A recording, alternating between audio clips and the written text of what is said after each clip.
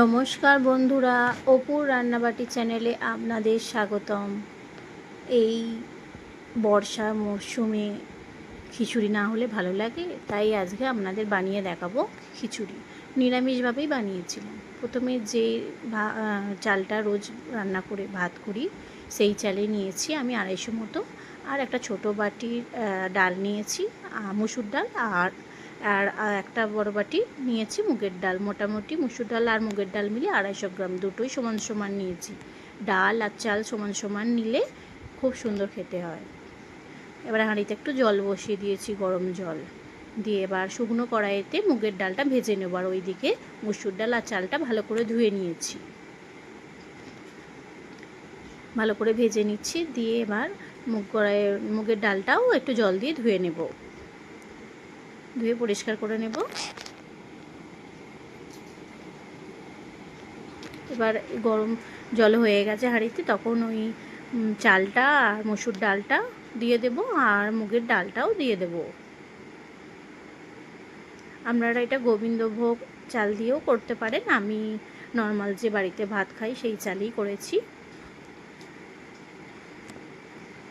দিয়ে এবার শুকনো কড়াইতে নিয়ে এবার সাদা তেল দিয়ে নেব কিছুটা পরিমাণ। দিয়ে আমি ফুলকপি, গাজর আর বরবটি, আলু আর ক্যাপসিকাম কেটে নিয়েছিলাম, সেগুলো ভেজে নেব। শুধু কাঁচা গন্ধটা যাতে চলে যায় সেইভাবে ভেজে নেব, খুব বেশি লাল লাল করে ভাজবো না। এবার গাজর আর বরবটিটাও দিয়ে দিলাম, দিয়ে ভালো করে ভেজে নিচ্ছি। বন্ধুরা, আমার ভিডিও যদি আপনাদের ভালো লেগে থাকে লাইক, কমেন্ট, শেয়ার করবেন। ফেসবুক থেকে দেখলে ফলো করবেন, ইউটিউব থেকে দেখলে সাবস্ক্রাইব করবেন। এবার সমস্তটা দিয়ে দিয়েছি, দিয়ে এবার আমি সয়াবিন ভিজিয়ে রেখেছিলাম ওই গোটা বারো মতো, সেই সয়াবিনটাও ওতে দিয়ে দিলাম যাতে ভালো করে ভাজা হয়ে যায়। ভালো করে নেড়ে চেড়ে নিচ্ছি। দেখুন বন্ধুরা, ভালো করেই ভাজা হয়ে গেছে। এই অবস্থায় একদম হাঁড়ির জলেতে আমি সব সবজি দিয়ে দেব। দিয়ে এবার কড়াইতে সর্ষের তেল দিয়ে নিয়েছি। এবার জিরে ফোড়ন আর গরম মশলা আর শুকনো লঙ্কা, তেজপাতা ফোড়ন দিয়েছি। ফোড়ন ভাজা ভাজা হয়ে গেছে, তখন একটা বড় টমেটো কেটে দিয়ে দিয়েছি, আর 4টে কাঁচা লঙ্কা, আর লবণও দিয়ে দিলাম 3 চামচ মতো। দিয়ে ভালো করে কষিয়ে নেব। বন্ধুরা, ঝালটা আপনার প্রয়োজন মতো দেবেন। আমার ছেলে বাচ্চা তাই খাবে বলে আমি অল্পই লঙ্কা দিয়েছিলাম। দিয়ে ভালো করে কষে নিচ্ছি। এই অবস্থাতেই দিয়ে দেব কিছুটা আদা, আমি চেঁচে নিয়েছি বা থেঁতো করে নিয়েছি, আমি খুব বেশি আদা করিনি, বেটে নিইনি, সেই আদাটা দিয়ে দিয়েছি। আমি নর্মালভাবে যে খিচুড়িটা বানাই সেটাই দেখাচ্ছি, ঘরোয়াভাবে। এবার দিয়ে দিলাম কাশ্মীরি লঙ্কার গুঁড়ো 1 চামচ, আর ধনে গুঁড়ো 1 চামচ, জিরে গুঁড়ো আর হলুদ গুঁড়ো 1 চামচ দিয়ে ভালো করে কষে নিচ্ছি। আগে নুন দিয়েছিলাম আর চিনিও 1 চামচ দিয়ে দিয়েছিলাম। দেখুন বন্ধুরা, ভালো করে কষিয়ে নিচ্ছি যাতে তেল ছেড়ে যায় মশলা থেকে। যখন তেল ছেড়ে দিয়েছে তখন একটু কুচনো ধনে পাতাও দিয়ে দিলাম, দিয়ে ভালো করে কষিয়ে নিচ্ছি।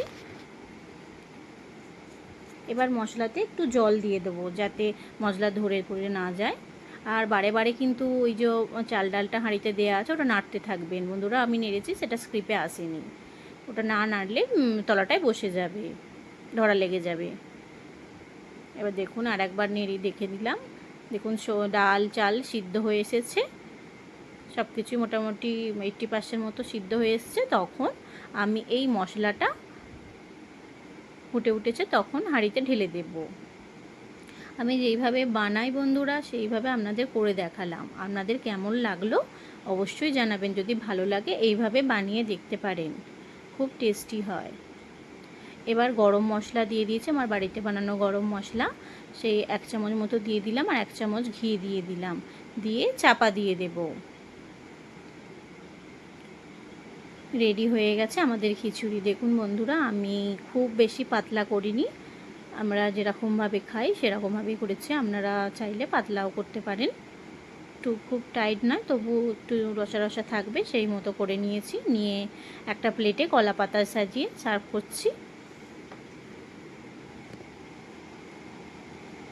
দেখুন, আর গরম গরম বেগুনি ভেজে নিয়েছিলাম, একটা ইলিশ মাছ ছিল, আর 2টো আলু ভাজা, একটা ডিম ভাজা আর একটা পাঁপড় দিয়ে আমি পরিবেশন করেছি। কেমন লাগছে বন্ধুরা জানাবেন, জানাতে ভুলবেন না বন্ধুরা।